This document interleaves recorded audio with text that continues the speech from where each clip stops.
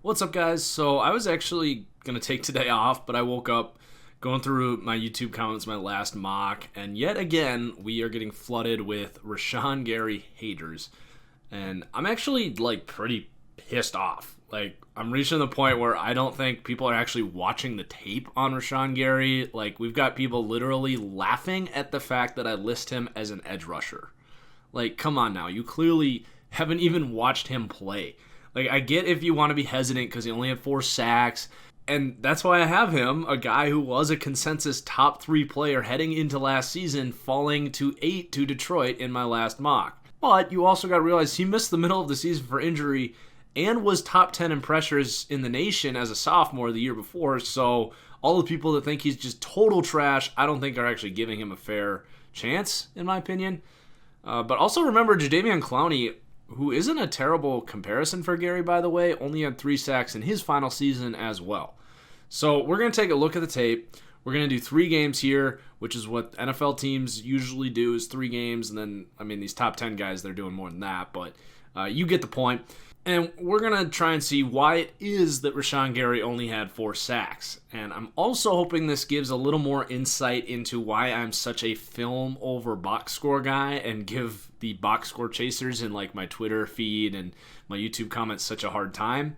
Because 10 times out of 10, these stats just don't tell the whole story when you're evaluating talent. Also, a quick reminder, I do a lot of these film breakdowns on my Patreon for college prospects right now, and we'll be doing NFL players over the summer. So if you want access to that, head over to patreon.com/ThatFranchiseGuy.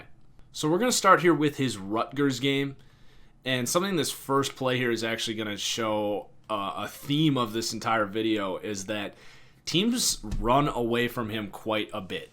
And that's a big reason I think he only had 4 sacks. His production was down. He's getting doubled. He's getting ran away from. And, you don't have to have the production to impact a game. Look at Khalil Mack in the Eagles game. And again, I'm not saying Rashan Gary's going to be Khalil Mack. I think he's going to be a Brandon Graham, Jadeveon Clowney type of impact. At best, he could be a Calais Campbell type of player. But Khalil Mack in that game against the Eagles, I think he only had 1 tackle. But you could see that the Eagles were just running away from him, getting rid of the ball quickly. And, the Eagles only scored 17 points in that game. And I think you'd be dumb to say Khalil Mack didn't impact the game. So I think Rashan Gary did a lot of that at the college level. So here they're running away from him, play action, boot away from him on the very first play of the film. That's an almost dramatic example. And then here I want to point out, edge rush, 4-3 or a 4-2 nickel package.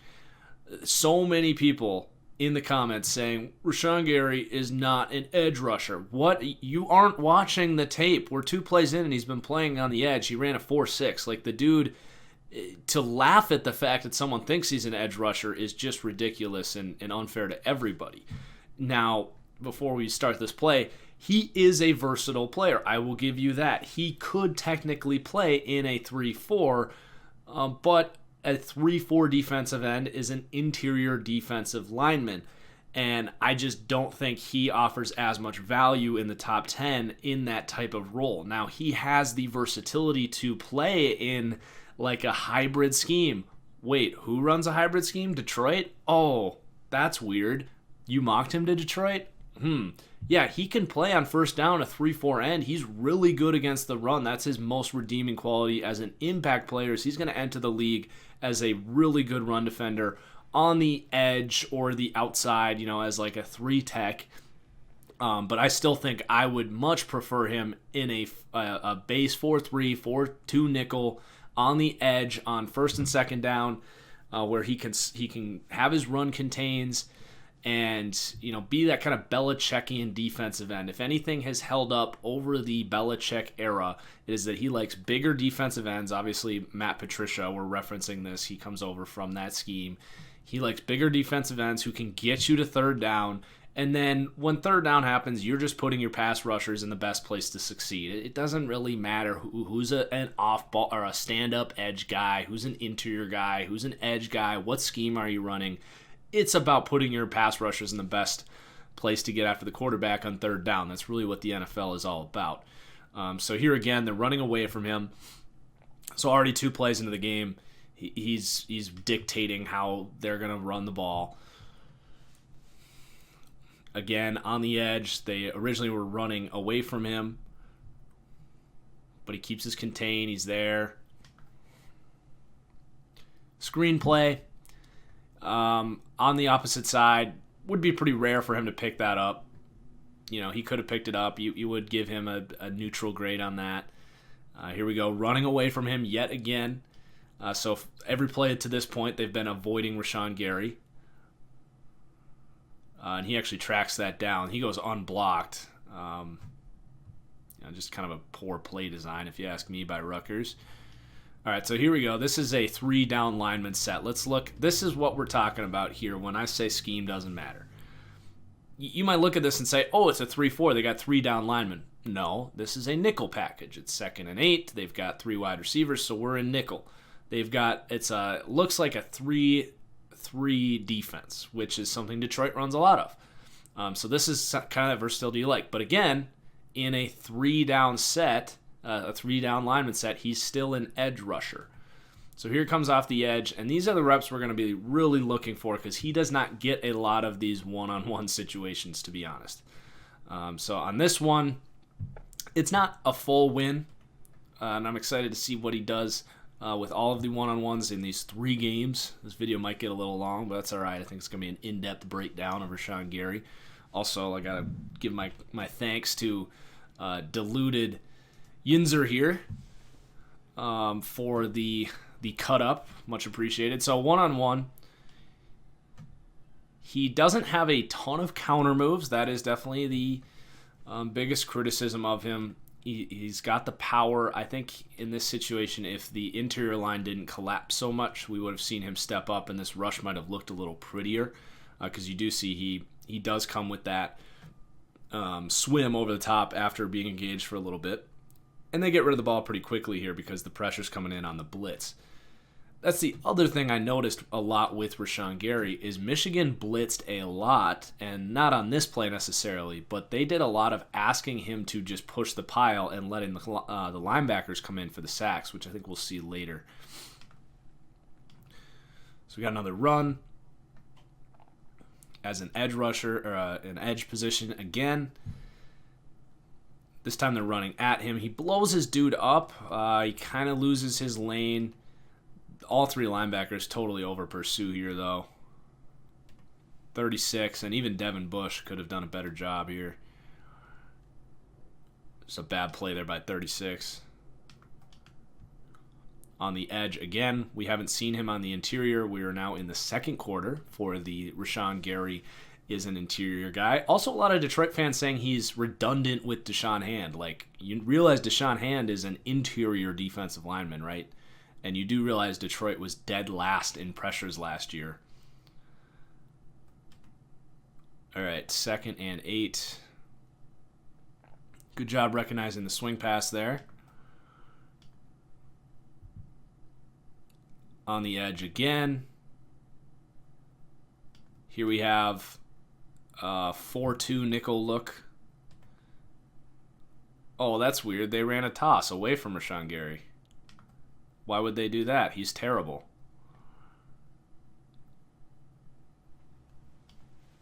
Again, running away from him. He gets pushed back, but he's trying to get off and get over and make a play. So you're not going to critique him for getting pushed back when he's turning his head around trying to find the football, knowing they're running away from him. So let me point out, we are now 4 minutes into the second quarter.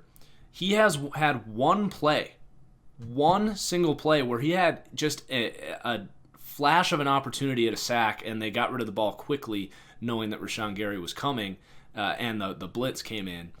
But one play, and we're almost halfway through this game, where he could have even gotten a pressure. Everything else, they've been running quick passes, screens, tosses. They're running away from him. So when you see his lack of production, there's a reason for that, guys. Teams are terrified of Rashan Gary. So it's okay to criticize him for that kind of stuff, but a lot of times it goes way too far. It's a small knock for me. It's not a don't draft this guy in the top 10. Again, running away from him.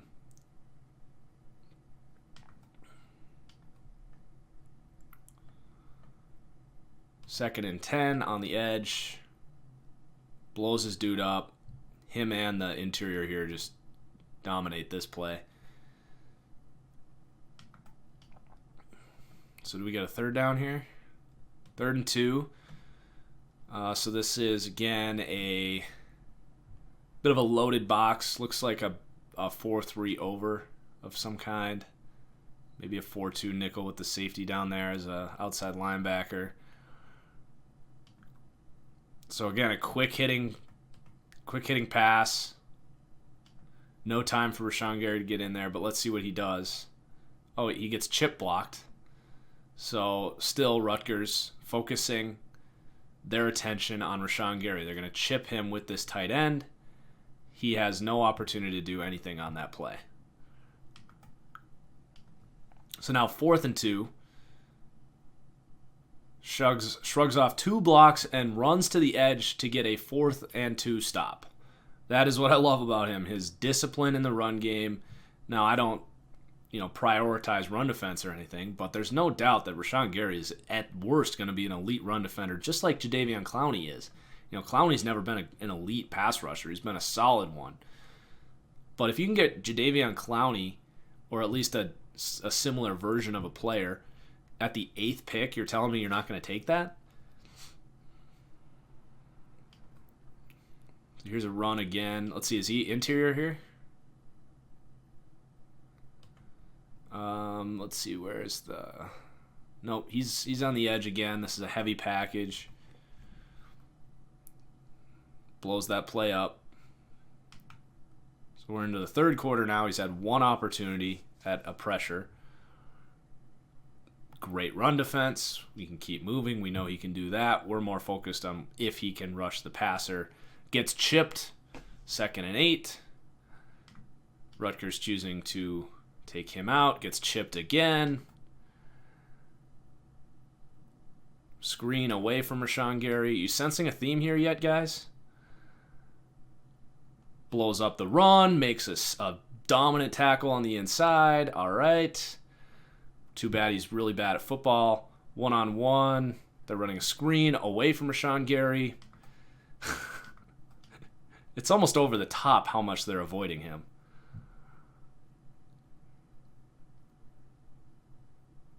Good run defense. Let's see, what do we got next?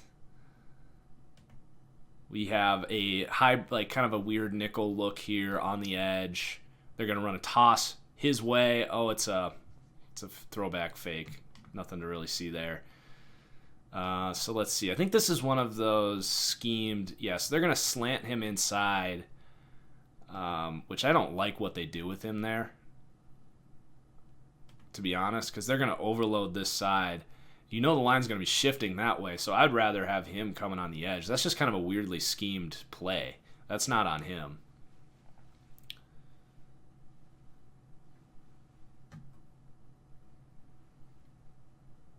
Quick hitting pass. He did get some nice push there from the inside that time.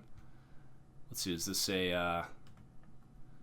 Here he is as a 3-tech in something similar to what you'd see in Detroit. This is like a 2-4 look almost. This is, it's a 3-3 over look. So we got an edge rusher here.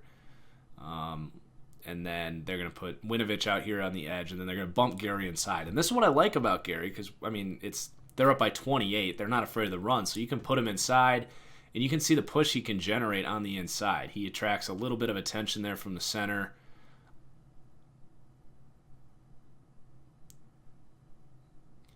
This guy is the prototype Belichick defensive end.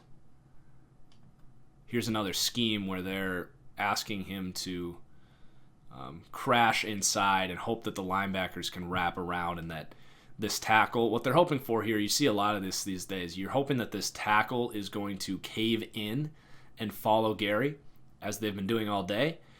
They do a good job picking it up, but you're hoping that tackle is going to ignore the blitz wrapping around and hope that Gary can just distract everyone else.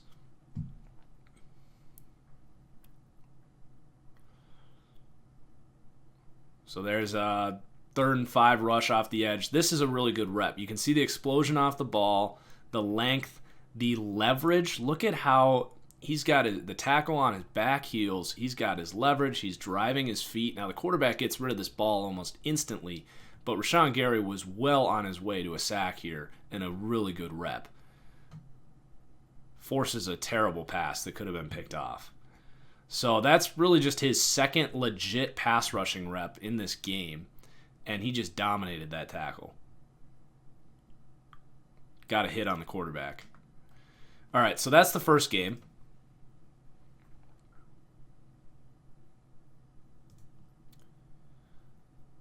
Now we're going to take a look. Now we're going to take a look at Penn State. Only a 3-minute cut up. This is diluted Yinzer again. Let me mute that. All right, again, edge rush. You can see the explosion off the edge. Now you can see what kind of happens when he goes unblocked. You can see the speed screaming off the edge. I mean, it's not like... I know he ran a 4.6, but his game speed might even be a little slower than that, which is fine because he's got so much power. It is impressive to know he has that long speed in him. They were, I think, trying to kind of... This looks like an RPO. This looks like kind of a read of the DN, but the tackle came off because Gary was screaming. So they're reading Rashan Gary here on the first play of the game. Again, another team showing respect to him. Running away from him. He would have been there for the read option, would have lit the quarterback up.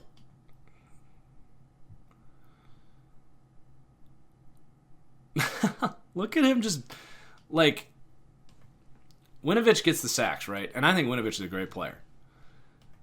Look at this tackle get just embarrassed here by Gary. Gary has perfect leverage, his hands inside. McSorley gets flushed outside, and then Winovich is right there to clean it up. This is why you can't just look at the box score, people. Look at the rest of this line in this moment. I don't think we need to do a third game, guys. Like, it's clear that this guy can play at a very high level. The rest of the line is stagnant. Rashan Gary has blown his dude up, has flushed McSorley out, and then Winovich ends up with the sack. Sweet. And I'm not trying to rip Winovich. I think Winovich is a great player. I've mocked him in the first round before. He did a good job shooting through there. But he's got like an off-balance rush here. McSorley's already running away from Gary by the time he's beaten his dude. So, there we go. Run defense on the edge. You can see just his foot quickness. Look at how quickly he comes down.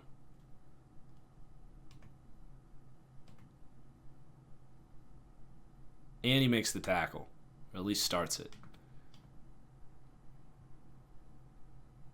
Good bull rush here, but a quick throw, so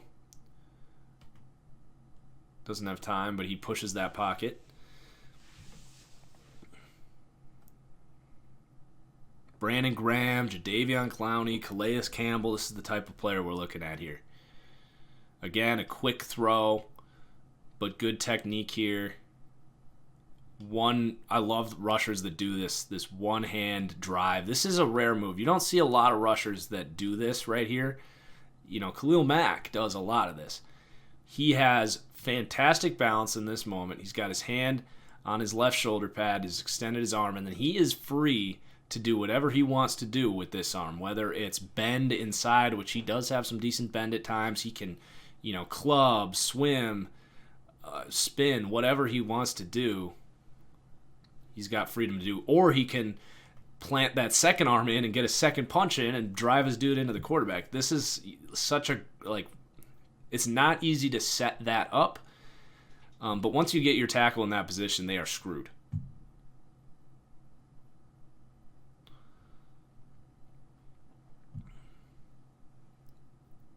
There's another pressure. He flushes him out of the pocket. You can see the explosion off the ball, the swim move. He has pass rush moves, guys. I know he only had 4 sacks, but he can get after the quarterback and be an elite run defender.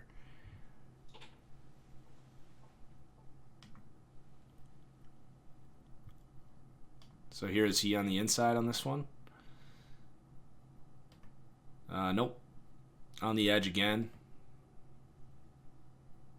Good discipline. He does miss the arm tackle, but he held his lane.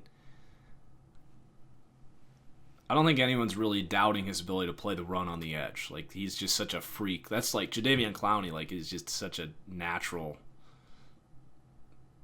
I don't know how. Okay, that was this lineman that I thought Gary got the tackle on that one. All right, here he goes, beating his dude again. Starts with the bull rush. It's definitely his best move with his length. He plays with great leverage. He's got the fast get off. But he doesn't get locked into the block. He finds his way around. That's definitely a pressure. Quick pass. But was beating his dude. Almost every time, at worst, he's getting his hands inside, getting off quickly, getting his guy off balance, and driving him back at worst.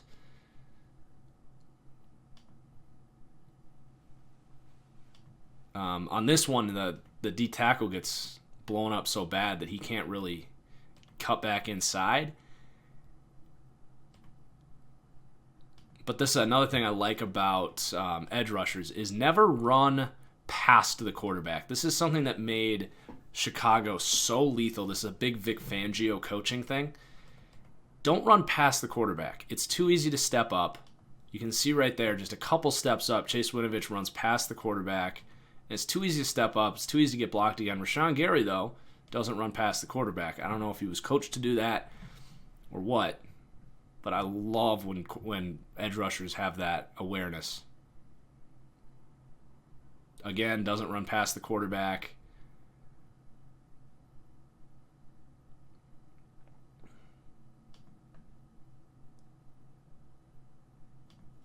Now, could he have beaten this guy and gotten the sack? He's almost, he's in a contained role, certainly. So he doesn't want to lose that contain, which is smart because McSorley is a true mobile threat. This looks like it's probably man coverage of some kind. It's a zone, but... Or is that the last play? Yeah. So this looks like it's man coverage with a spy. So he's in contain. Or I'm all turning around. I'm sorry, guys. So here he is as an interior guy. Not the best rep there. This is why I like him better on the edge. I think his best reps are on the edge. When he rushes off the interior, he doesn't have as much space to set up that quickness to power move that we've seen be so successful. Off the inside, he just gets kind of locked into guards tend to be thicker, lower center of gravity. The tackles tend to be a little faster, easier to get under. So that's why I do like him as a 4-3 edge. Like, I think he can rush off the edge better than on the inside, which you look on Twitter and YouTube and that's not what you're going to see. So here he is like a wide 9 technique.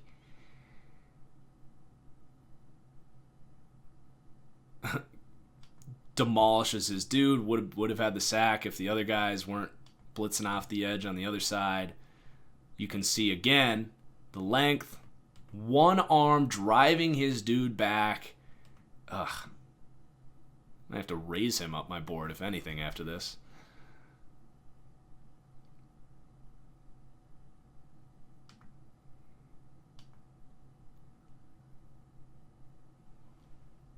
Explosion off the ball. This time not in a contain. He goes around the edge. Not a ton of bend there. He's not going to be a bendy rusher. That's why his ceiling might be a little lower. If he could bend like Khalil Mack can bend, then you'd be talking about a potential like Khalil Mack type of prospect. I'm not saying he's an elite pass rusher in the NFL. He's a very good pass rusher in college, I think. But you're getting him with the 8th pick. Jadeveon Clowney's not an elite pass rusher. You know what I'm saying?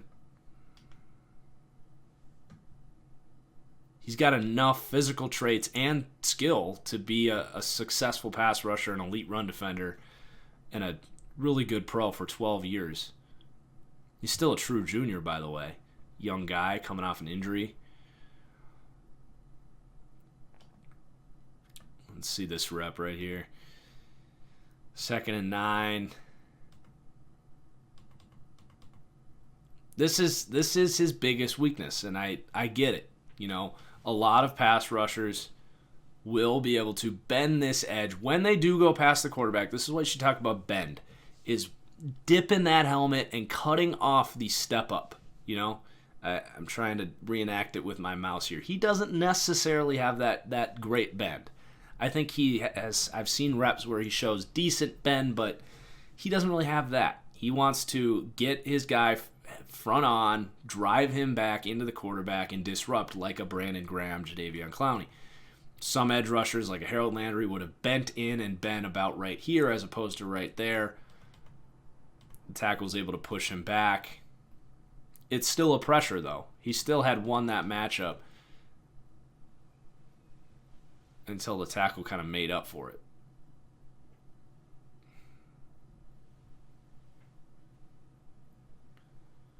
Trace still had to, get rid of the ball or step up there. He forced an incompletion.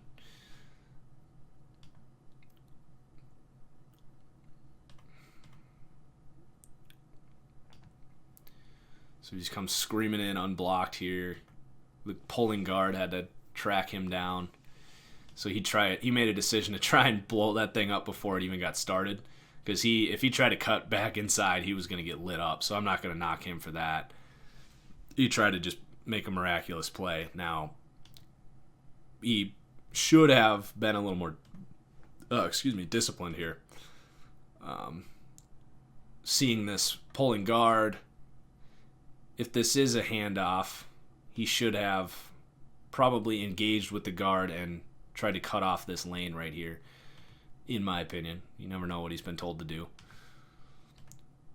All right, so that is my Rashan Gary film breakdown. I hope you can see why there are many redeeming qualities for Rashan Gary and why I do get frustrated when people say he's not an edge player, when they say he's trash, when they say he's a second-round pick, developmental prospect. Like, he can play. He can play some freaking football. If this edge class wasn't, or if this defensive line class wasn't so good, he should, be a top 5 pick easy. And this was a guy that was a consensus top 3 pick before the season started. If I'm a 3-4 team, I might lower him a little bit because I don't want him as an outside linebacker. And like we saw in that one rep this game where he rushed on the inside, I don't think he can use his power as well on the inside. So I would not, if I'm a 3-4 team, and again, it's 2019, everyone's just running nickel nowadays. We get so caught up in this, but he would be probably brought in as an outside linebacker if like the, Packers or the Bucks drafted him. It's not the best scheme fit. You would probably find a way to use him as an end, an interior guy on first down against the run, and then you'd maybe run some of these hybrid looks with like a 3-3-5 over, where he's like a DN, and then you have an outside linebacker over here. You could do it. There's other players that, like, I'd rather grab a Josh Allen in those situations because he's a more traditional stand-up edge outside linebacker. Scheme does still matter, but we do get overly caught up in 3-4 versus 4-3. It doesn't matter quite as much. Not nearly as much as it used to. So that's going to do it. I'm going to head out. Thanks again for the cut-ups to the man that made these. Please hit that like button. Really excited to hear what you guys think. If I change your opinion on Rashan Gary, if you still think he's going to suck, I will gladly conversate in the comments. So cheers, guys. We'll see you later.